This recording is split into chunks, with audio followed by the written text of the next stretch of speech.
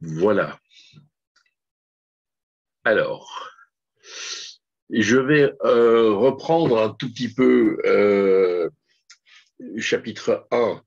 Donc, la fois dernière, nous avons parlé principalement de ce verbe euh, chauve, hein, la teshuva, le retournement, et nous avons parlé principalement de cette dimension de la conversion. Au verset 7 et verset 11, c'est ce que nous allons voir aujourd'hui, elle quitta le lieu où elle vivait, ses deux belles-filles avec elle, et elles se mirent en route pour retourner en Juda.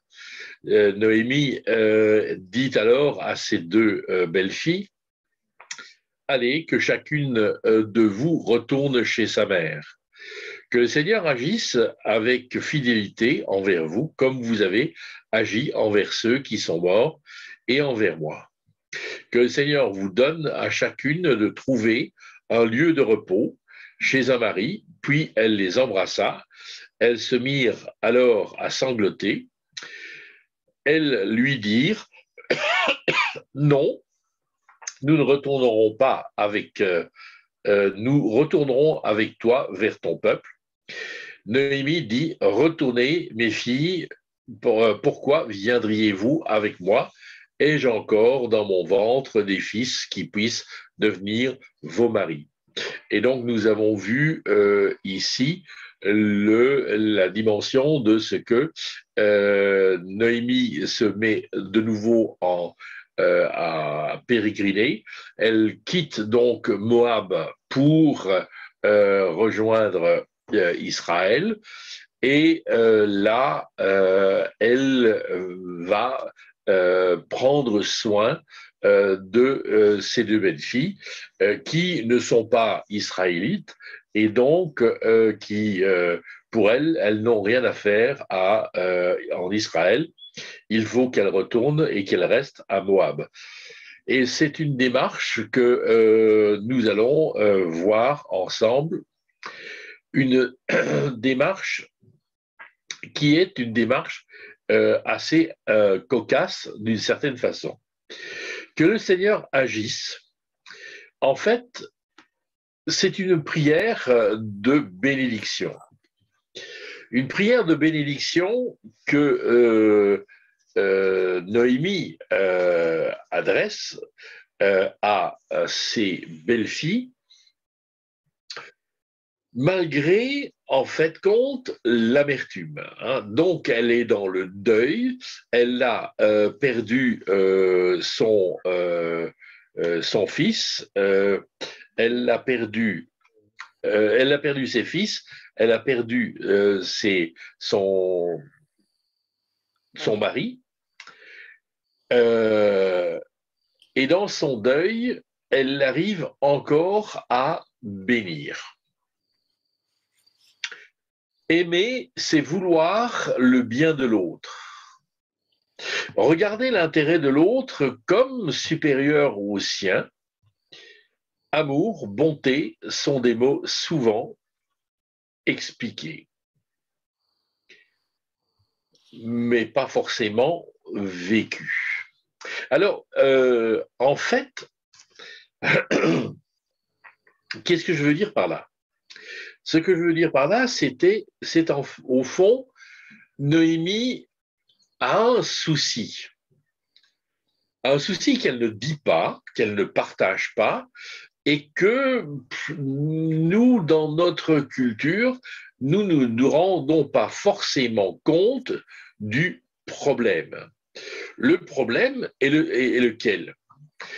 Le problème, il est le fait de la subsistance de quelqu'un qui est veuf et quelqu'un qui est orphelin. Hein. Bien souvent, on a parlé de ce que Dieu est le Dieu qui prend soin des veuves et des orphelins. Pourquoi? Parce que tout simplement, quand vous êtes veuve, c'est principalement les femmes qui sont touchées à l'époque, vous n'avez plus de moyens de subsistance. C'était votre mari qui, quelque part, était celui qui faisait rentrer l'argent dans les caisses de la famille. Et cet approvisionnement, il tombe. Il n'y a pas de caisse de retraite, il n'y a pas de caisse de pension, il n'y a pas de CPS, il n'y a pas de soins de maladie. Donc, au fond, la personne qui est veuve est une personne qui devient dépendante. Et elle devient dépendante des autres. Donc, en fait, elle doit compter principalement sur les enfants, et ce sont les enfants qui, quelque part, doivent faire en sorte que les ascendants puissent survivre. Hein, c'est pour cela que l'apôtre Paul dira très bien d'ailleurs que celui qui ne prend pas soin de sa famille est pire qu'un païen. C'est au fond une question de solidarité intergénérationnelle. Hein. On a pris soin des enfants quand ils étaient petits, on les a élevés, éduqués, ils ont pu fonder un foyer, ils se sont installés, et puis arrive le temps du veuvage, et puis vient le temps de la solitude, du grand âge, et là, il y a un souci, mais qui va prendre soin de ces personnes qui sont seules, des personnes âgées? Il n'y a que la génération en dessous qui peut le faire. Donc, quand Noémie dit retourner, non seulement c'est une question de bénédiction, hein, puisqu'elle elle demande vraiment que le Seigneur agisse en leur faveur à elle, à ses belles-filles, quand elle fait ça, elle fait une chose, c'est qu'elle se prive, elle, de ses ressources. Car en fait, compte, les personnes ressources dont elle devrait euh, euh, espérer la subsistance, elle les renvoie à d'autres. Donc, il y a dans la démarche de Noémie quelque chose qui est impressionnant, dans le sens où ce qu'elle fait, elle ne compte pas sur ce qu'elle pourrait avoir des belles filles, mais elle va tout simplement espérer que ces belles filles à elle puissent véritablement s'épanouir, hein, et donc qu'elles sortent de leur veuvage et qu'elles sortent de leur dépendance, puisqu'elles sont toujours en état de se marier. Voilà. Donc ça, c'est une réflexion sur laquelle, au fond, dans notre société, nous ne sommes pas véritablement en prise, car chez nous, c'est clair, hein, les parents de Thomas, ils sont à la retraite, ils sont d'un certain âge, mais au fond, ils n'attendent pas que les enfants viennent pour leur subsistance. Hein. Quoique, je pourrais vous raconter une autre qui nous est arrivée dernièrement. Alors, donc c'est un point important dans la perspective de Ruth, hein, c'est elle ne pense pas tant à elle qu'au bonheur des autres. Et au fond, excusez-moi, au fond, le fait d'aimer, et on a déjà souvent partagé ensemble le contenu du verbe agapao, que l'on traduit par aimer, car Dieu a tant aimé le monde. Hein, Marie, aimez votre femme comme Christ a aimé l'Église. On a déjà partagé combien de fois sur Jean 13, Jésus mis le comble à son amour. Tout ça, c'est des utilisations de ce verbe agapao, où, au fond, aimer, c'est quoi? C'est aimer l'autre de telle sorte que je n'attende même rien en retour de lui. Donc, je donne sans attendre quelque chose en retour. Ce qui fait que Chapman, Gary Chapman, qui est un conseiller conjugal, Gary Chapman dira, au fond, ce qui importe dans le couple, c'est que chacun, au lieu de considérer ses propres intérêts, contre les intérêts de l'autre. Et donc, au fond, ce n'est pas un sens unique, hein, c'est l'un qui va chercher à faire en sorte que l'autre soit bien.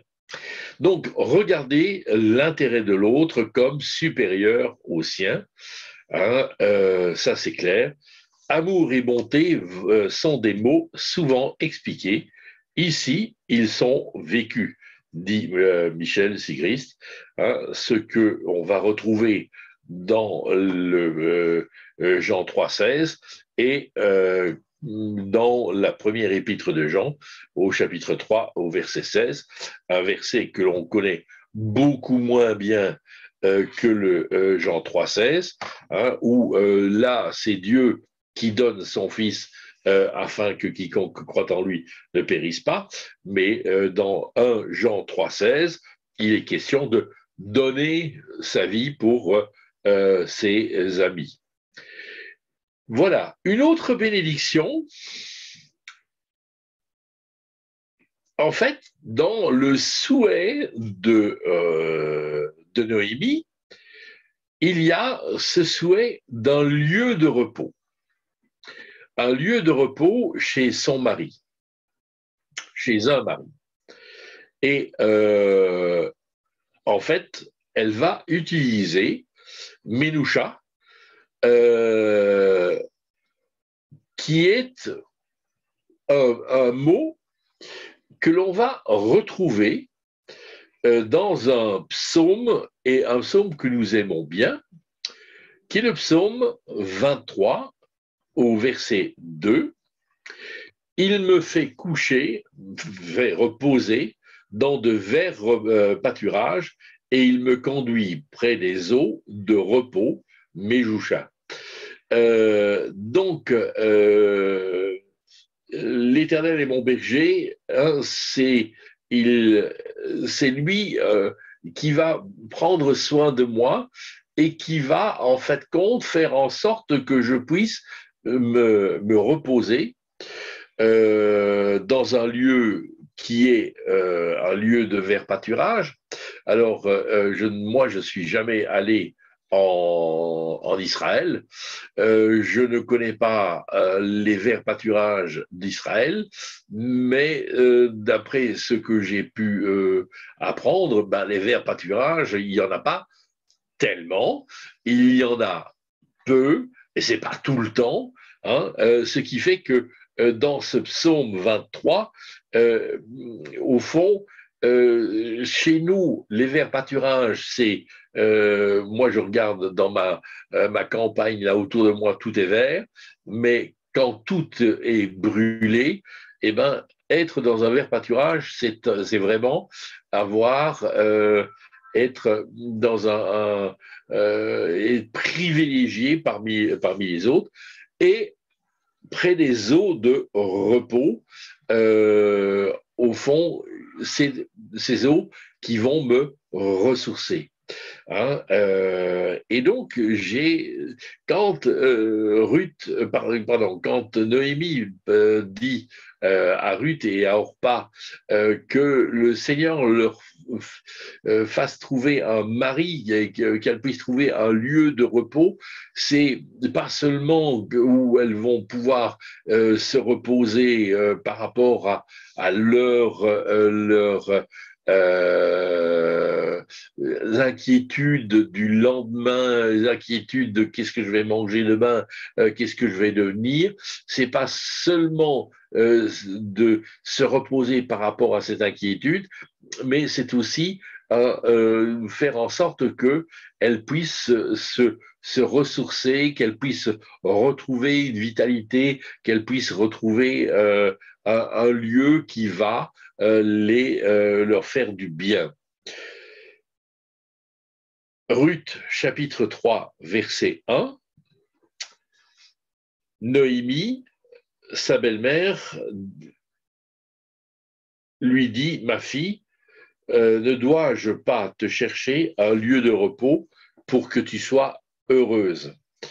Donc là, dans le livre de Ruth, au chapitre 3 et au verset 1, ce n'est plus Noémie qui envoie vers un mari quelconque, hein, qui pourrait être ce lieu de ressourcement et ce lieu de revivification, mais en fait compte, dans le chapitre 3, verset 1, il va se passer tout l'événement avec Bose, hein, et Ruth de dire, ben, en fait compte, voilà, c'est peut-être ça ton ressourcement. Alors, verset 10. C'est la parole des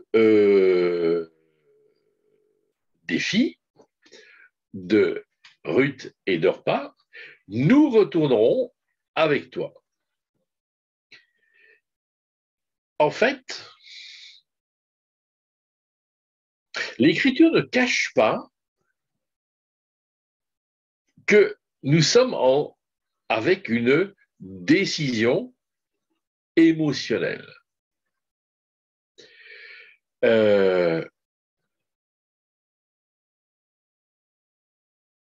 Attendez, vous voyez mon écran ou ne vous le voyez pas?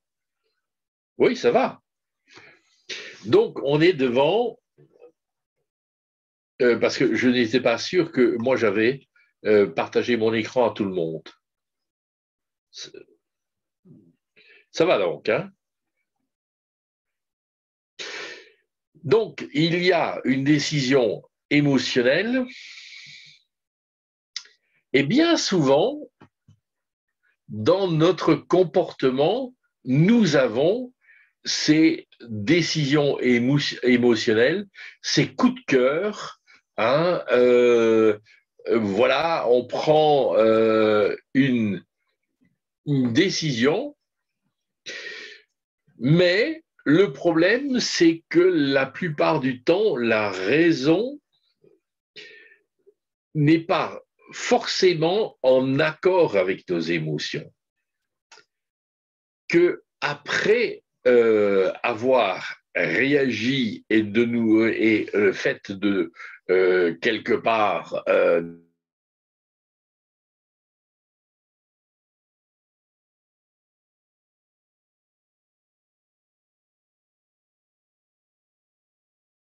de façon euh, euh, assez libre, hein, et vous allez dire, ouais, ben, enfin, lui, bah, oui, bah, écoutez, justement, le gros problème chez moi, le problème que j'ai rencontré ces deux ou trois mois, 3 derniers mois, c'était tout simplement pour aider les autres. Qu'est-ce que j'ai fait? J'avais été sollicité, on me demandait est-ce que tu ne pourrais pas, est-ce que tu ne voudrais pas, ça nous aiderait bien si, Et en fait, bah oui, j'ai répondu oui, sans réfléchir euh, trop bien que les choses que j'acceptais venaient se greffer sur d'autres que j'avais déjà acceptées, qu'il me faudrait conduire cela, plus cela, plus cela, plus cela. Et en fait, je me suis retrouvé à un moment donné, ouais, c'était du côté de Pâques, peut-être un peu avant Pâques, je me suis retrouvé dans un état où j'étais proche du burn-out. Euh, j'arrivais plus à gérer tout ce qu'il y avait à lieu de faire, tous les engagements que j'avais à faire. Et quand Anne-Marie, je lui ai partagé que j'en pouvais plus, Anne-Marie a dit, mais il n'y a plus qu'une chose à faire, c'est en fait compte te désengager. Tu dis non, c'est pas possible. C'est pas possible. Oui, alors je ne sais pas très bien comment vous réagissez.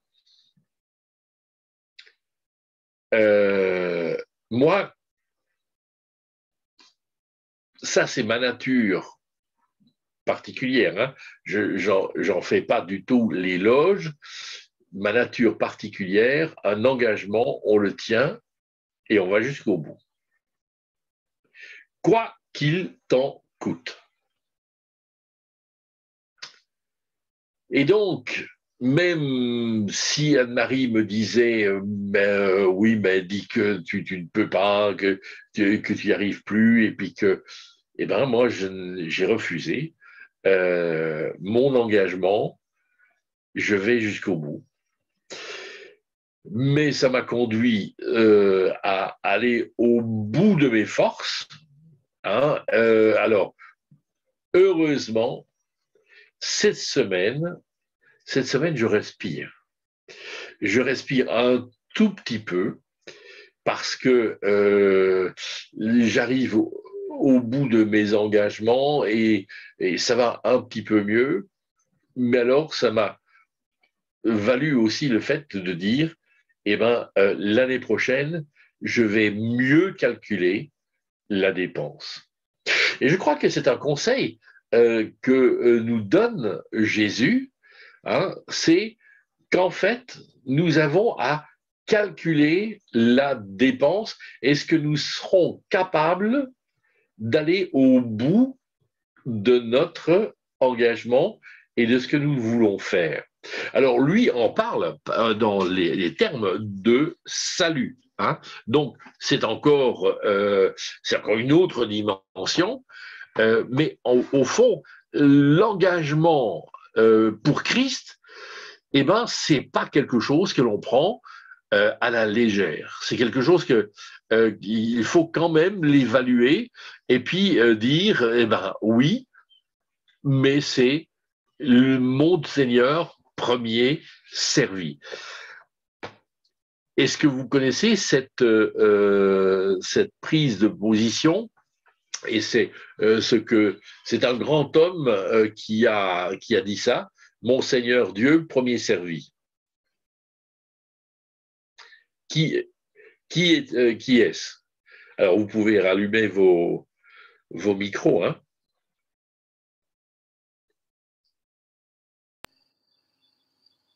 Je connais cette phrase-là, mais je ne saurais plus dire de qui elle est.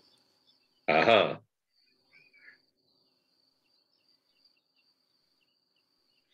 Alors, en fait, mon Seigneur Dieu, premier servi, est une déclaration de Calvin. Alors, pour Calvin, la fête chrétienne que l'on ne devrait jamais rater, c'est la fête de l'Ascension. C'est la fête de du moment où on réfléchit sur Christ roi. Et c'est ce roi que nous avons à servir. Alors bien souvent, nous, dans notre foi évangélique réformée évangélique, l'Ascension, c'est un jeudi, comme tout, qui est un jeudi de congé parce que c'est un jour férié et on va en profiter pour faire autre chose. Mais je pense que précisément dans notre engagement de foi, nous devrions nous dire, mais au fond, nous nous sommes engagés à servir le Christ roi. Hein?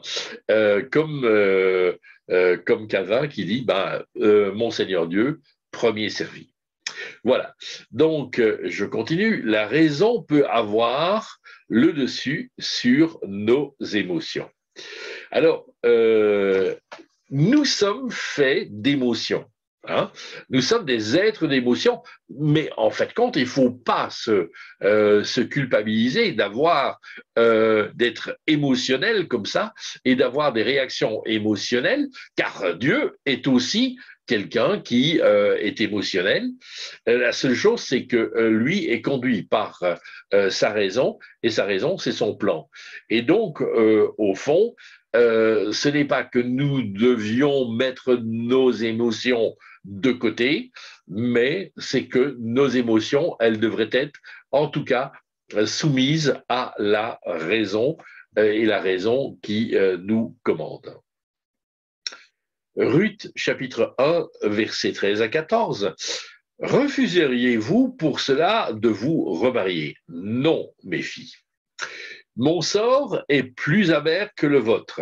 Et voilà, je vous l'avais déjà dit, hein, voilà apparaître un petit verbe, un petit qualificatif amer que l'on va retrouver chez Ruth quand elle va rentrer en Israël. La main du Seigneur s'est abattue sur moi. Elles sanglotèrent encore, puis Orpa embrassa sa belle-mère, mais Ruth s'attacha à elle. Non. C'est un non catégorique de Ruth, de Noémie. Noémie qui veut donc, on en a discuté, veut faire que les choses se passent bien pour ses filles. Donc Noémie libère et détache les liens.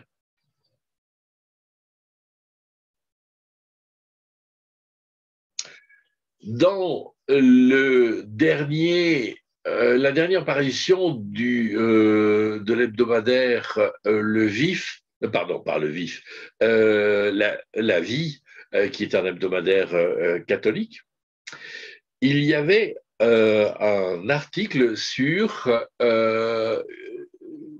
une dame qui est psychothérapeute et philosophe qui racontait cette histoire d'une personne qui l'a consultée et qui disait, cette femme disait, comment puis-je arriver à apaiser la relation que j'ai avec ma mère. Donc cette dame a 42 ans, elle va voir sa mère, pratiquement chaque fois, elle sort de cette rencontre avec une immense culpabilité, en colère et en rage, et en fait, donc la relation mère-fille est une relation problématique, ce que l'on dirait être aujourd'hui une relation toxique, mais cette fille ne peut pas se passer de retourner chez sa mère.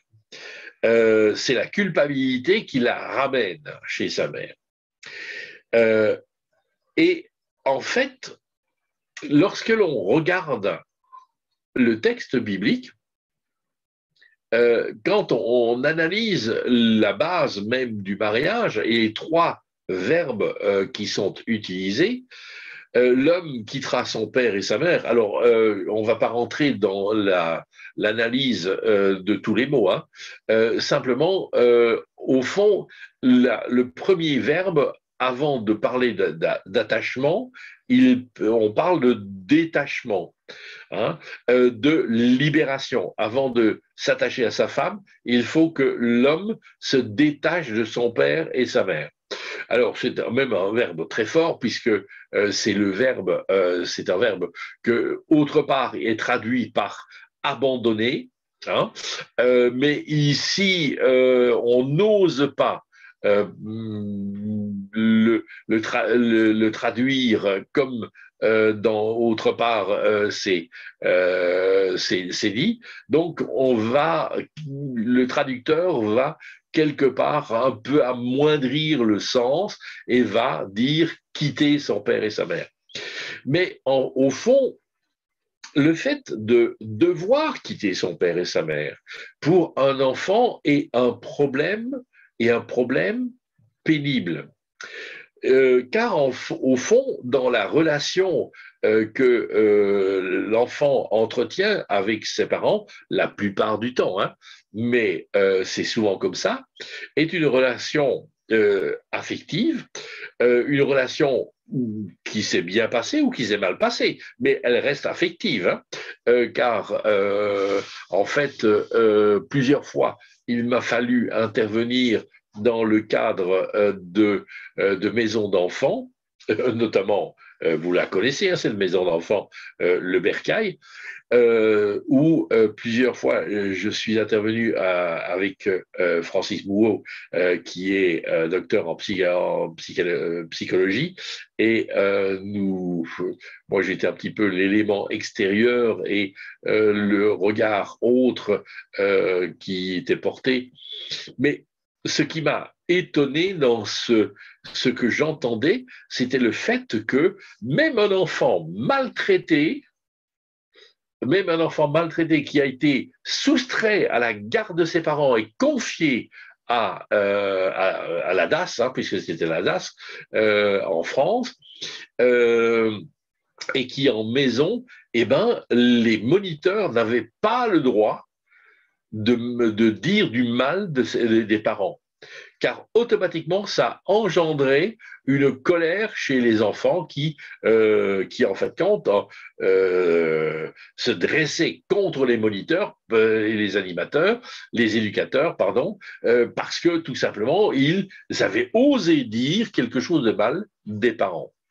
Alors, ça, c'est une chose que la relation se soit bien passée ou qu'elle se soit mal passée, il y a un lien affectif qui relie l'enfant à ses parents. Et donc, un enfant qui reçoit tout à coup ce commandement où on lui dit eh ben, qu'il y a nécessité pour lui de quitter son père et sa mère, il ne sera capable de le faire que si les parents ont fait en sorte que ça soit possible. Donc, je reviens sur une chose que j'ai déjà partagée avec vous, hein, en son temps, c'est le fait de, bien souvent dans notre civilisation, nous parlons d'éducation, nous parlons d'éduquer. Et nous utilisons un verbe éduquer sans forcément savoir l'étymologie du mot et d'où cela vient. Bon, on a une idée hein, sur ce qu'est éduquer et ce qu'il faut en faire. La seule chose, c'est que l'étymologie du mot educare, donc éduquer vient du latin educare, et educare, c'est en fait conduire à la porte. Donc, dans l'idée ancienne de l'éducation, c'était au fond, un enfant nous est confié à sa naissance afin que nous fassions en sorte qu'il grandisse et que lorsque il a suffisamment grandi et qu'il peut devenir autonome et donc quelque part qu'il peut se passer de la dépendance aux parents, eh ben, il puisse quitter la maison. Donc ça, c'est la dimension de l'éducation. Faire en sorte que l'enfant puisse quitter la maison et la quitter sans dire et sans avoir de problèmes et sans avoir de difficultés à quitter ses parents. Alors, vous me direz, ouais, comment est-ce qu'on peut, comment peut-on faire cela? Je crois que ça, c'est toute une science de l'éducation. Maintenant, euh, on peut retenir un enfant et on peut retenir un enfant prisonnier. Euh, Par exemple, je vais prendre l'exemple que nous avons vécu, hein, Anne-Marie et moi. Euh, Quelque part, lorsque mes parents sont arrivés comme immigrés en Belgique, ils ont été recueillis par ma tante. Ma tante qui s'est servie de mes parents comme esclaves, hein, puisque c'est eux qui se levaient tôt le matin, qui se couchaient tard le soir, qui faisaient toutes les tâches qu'il fallait faire dans la maison, etc., etc., etc. Et ma tante était celle à qui on portait le bassin d'eau. Hein. Moi, je vous parle des années 50. Hein. Donc, elle sortait de sa chambre quand ma mère lui disait qu'elle avait un bassin d'eau pour faire sa toilette. Euh, et donc, ma tante était quelqu'un qui avait un certain, qui avait pas mal d'argent. Certains, oui, elle avait un petit bagot. Et en fait, elle me tenait lié, mais sans que je ne le sache, sans que je ne le voie, sans que je le désapprouve, car au fond, je recevais d'elle, chaque fois qu'on avait quand j'avais un souci, bah, voilà, j'écrasais une voiture hein, parce que je roulais trop vite. J'avais une voiture cash le lendemain. C'était elle qui me payait ma voiture neuve. Jusqu'au jour où, bon, il y a eu l'incident qui s'est passé entre Anne-Marie, ma mère, et ma tante. Et donc, Philippe avait 15 mois à ce moment-là, et où j'ai pris le parti de ma femme contre le parti de ma mère et de ma tante. À ce moment-là, le puits était devenu à sec et il n'y avait plus rien qui coulait. Et donc, j'avais plus du tout cette possibilité de me retourner en disant mais j'aurais besoin de ceci ou j'aurais besoin de cela. Ma tante me tenait et beaucoup de parents comme ça, hein, soi-disant, vont aider les enfants, mais quelque part, ils les retiennent prisonniers avec l'argent que... on est dans une relation et on a des relations comme ça qui sont, quand on regarde et quand on va au fond de relations, on a des soucis nous, parents, comment est-ce qu'on va faire pour faire en sorte que avoir toujours quelque part une main mise sur les enfants. Alors, ce qui est étonnant dans ce récit, c'est Noémie qui libère et qui détache. Vous ne me devez rien. Vous ne devez même pas prendre soin de moi. Vous avez qu'à retourner dans votre famille.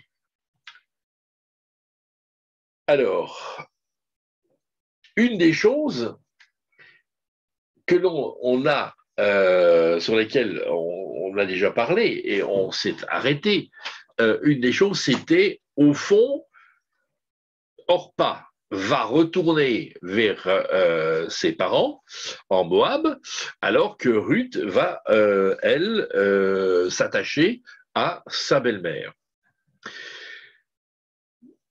Et on peut se poser la question, quel argument va convaincre Orpa? Pourquoi est-ce qu'elle est retournée vers ses parents? Eh bien, l'Écriture ne nous dit pas. Elle ne nous dit pas pourquoi elle va choisir ses parents plutôt que Ruth. Est-ce que c'est la perspective d'un mariage possible?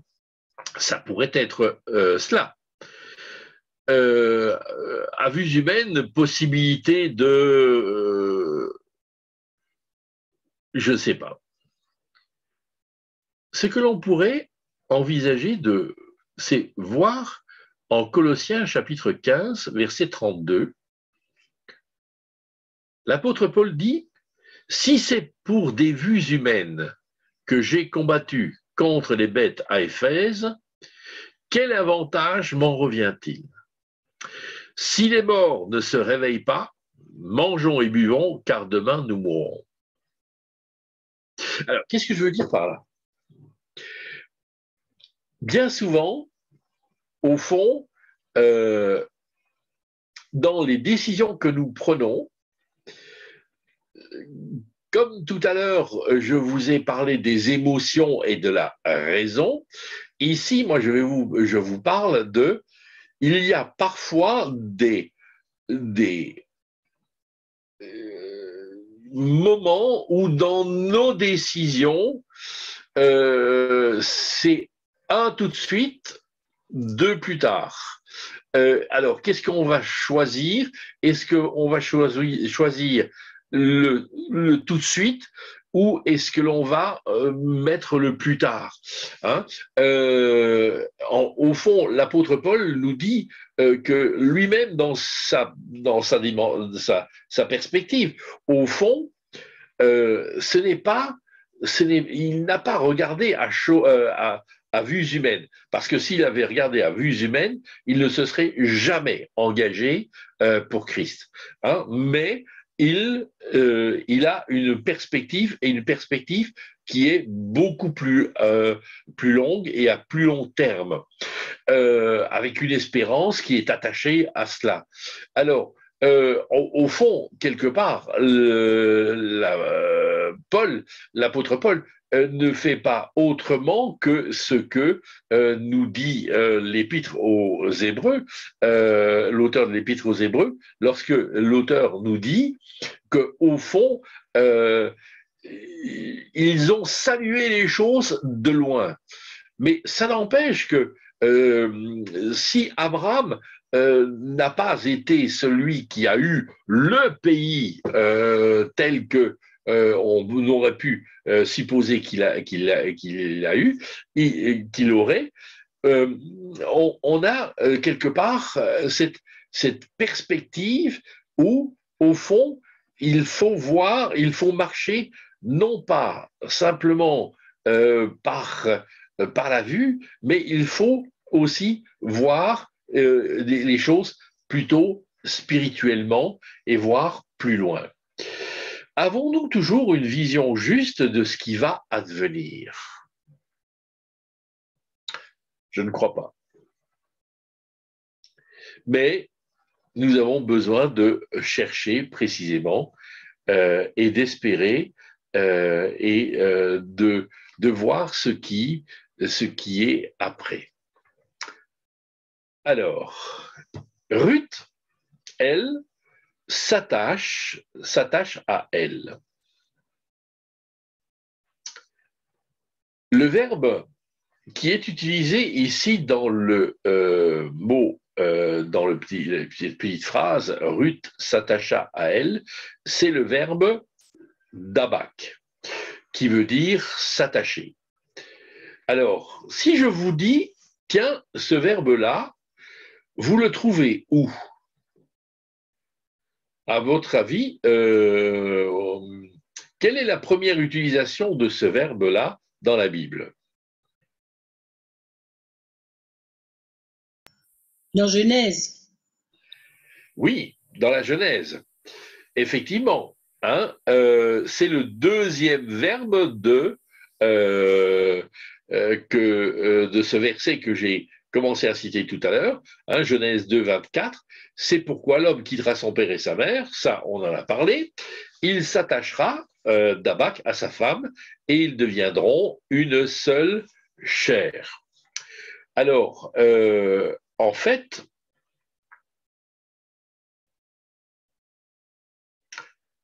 le verbe dabak est un verbe qui veut dire s'attacher, qui veut dire lier, qui veut dire coller à, qui veut dire aller avec.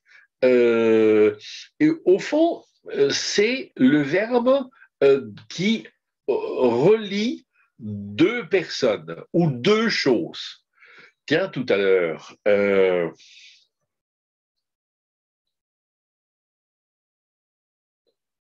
c'est Michel qui a dit dans son entrée que nous allons entendre ce que Dieu a mis sur la langue de Jean-Marie. Alors, tu as dit quelque chose comme ça, en tout cas. Et ça m'a fait penser au fait que dans l'Ancien Testament, il y a un moment donné où il est dit leur langue s'attacha au palais. Donc, ils deviennent en fait quelque part muets. Je ne suis pas aujourd'hui.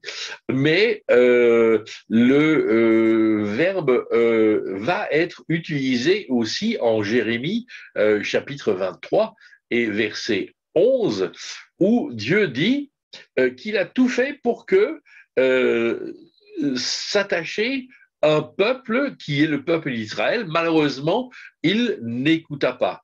Donc, Dieu lui-même fait des démarches afin de faire en sorte que le peuple s'attache. Hein.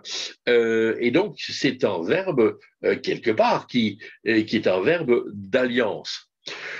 On va retrouver cela, ce verbe-là, on va le retrouver encore dans le livre de Josué, hein, au chapitre 22 et au chapitre 23.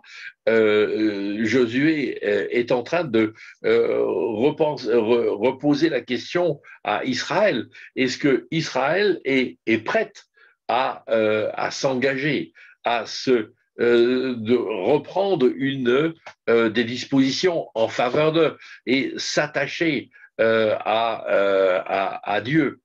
Hein, donc, on est dans cette dimension-là, hein, de l'attachement qui est en fait compte un attachement qui nous lie et qui nous rattache. Plus tard, dans le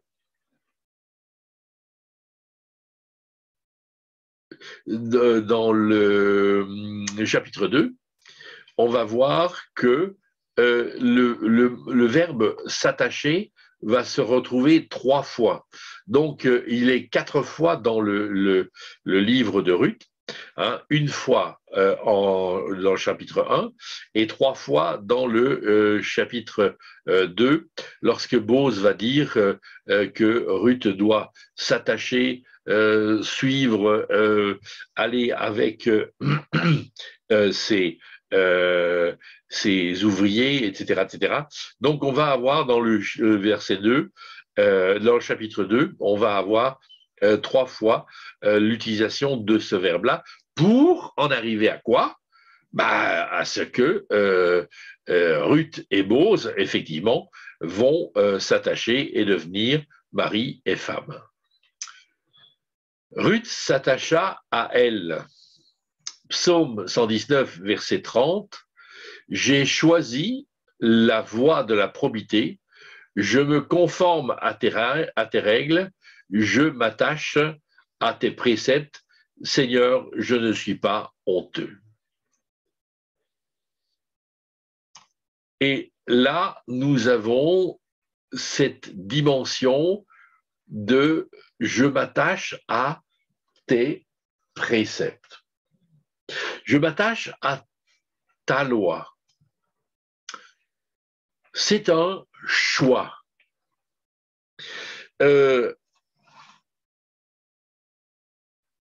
Pourquoi est-ce que je vous parle de cela aujourd'hui? Tout simplement parce que, au fond, nous sommes dans une société, nous sommes dans une culture actuelle où l'individualisme prime sur le collectif. L'attachement, je peux le vivre pour autant que cela ne soit pas contraire à mon bonheur et à ma satisfaction. Donc, je suis aujourd'hui, si je suis dans ce jeu de la culture occidentale européenne, je suis dans cette culture de moi d'abord, les autres après. Bon, ce qui m'intéresse, moi, c'est, et puis après on verra. Ah oui, mais si je dois connaître quelques désagréments, alors je ne continue plus. Hein. C'est à ce point tel que, en fait, j'avais trouvé cet article, qui était un article de fond où on réfléchissait. Le mariage et la bénédiction de mariage, lorsque l'on dit simplement qu'il y a pérennité de l'alliance, mais c'est quelque chose qui est problématique aujourd'hui. Et donc, dans l'Église protestante, on réfléchissait à accéder tout simplement à une bénédiction de mariage où, dans les promesses que s'échangent les époux, on en arriverait à dire, je te promets d'être fidèle pour 5 ans, pour 10 ans, hein, et puis on ne va pas plus loin. Et donc, au fond, on n'ose pas s'engager. Combien de fois est-ce que j'ai entendu cette phrase, mais je t'aimerai toujours, mais au fond c'est insensé, car je ne sais pas du tout si j'aimerai toujours, et si je n'aime plus, c'est normal que je laisse et que j'abandonne.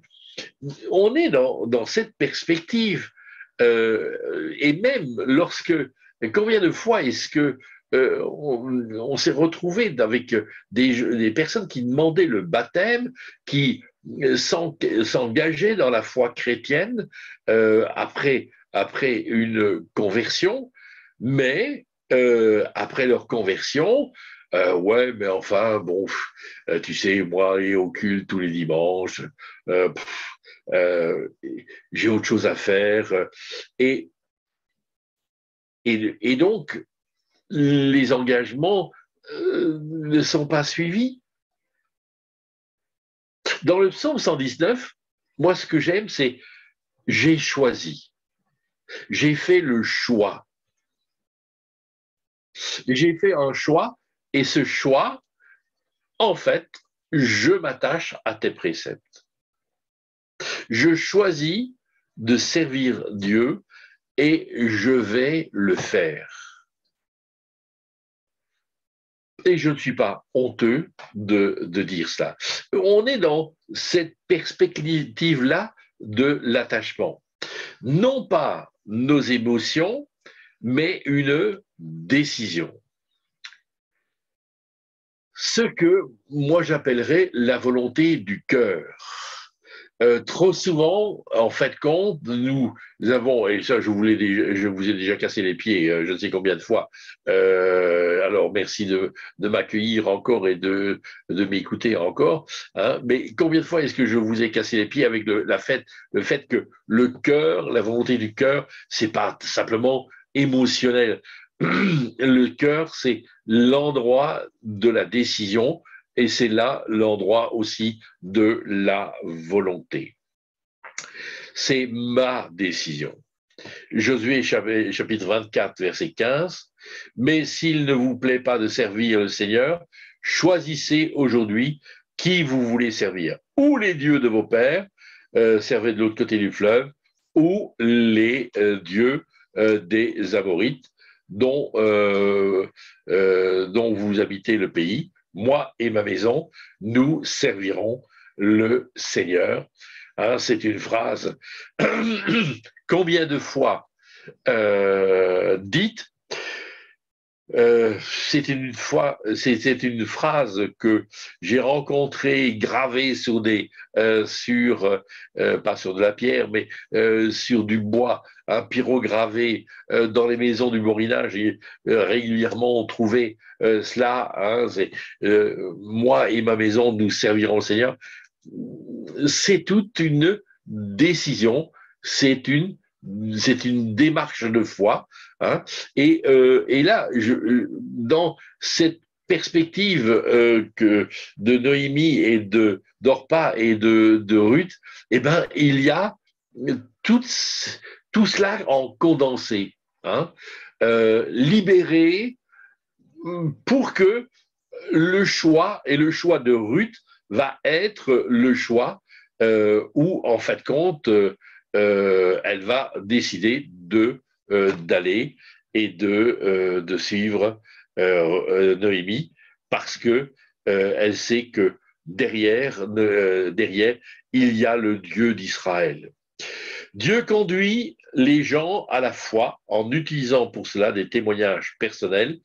Et ça, au fond, c'est je ne sais pas pourquoi Orpa est retourné en arrière. Je ne sais pas pourquoi Orpa a fait le choix de retourner chez ses parents.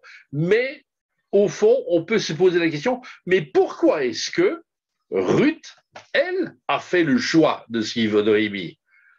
Eh bien, tout simplement parce que Noémie lui a laissé quand même voir ce Dieu d'Israël, même si ce Dieu d'Israël n'obéit pas à Ruth, à Noémie pour faire en sorte que hein,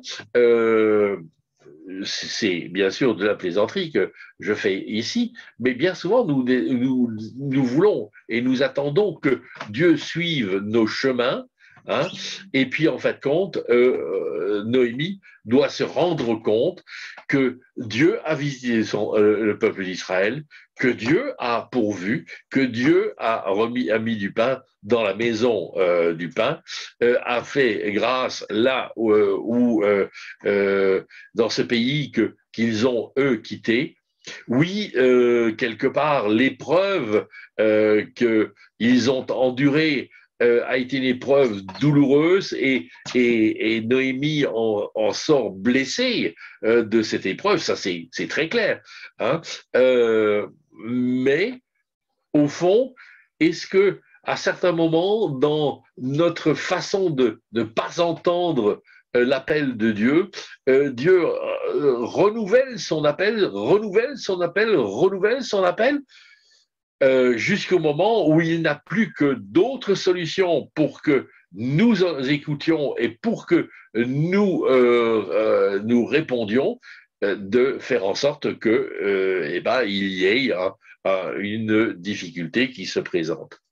Alors, bon, je ne veux pas mélanger toutes les choses, hein, mais à certains moments, ça nous est arrivé, en tout cas à Marie et moi, où au fond, on n'entendait pas forcément les choses jusqu'au moment où eh ben, il a fallu passer par un temps de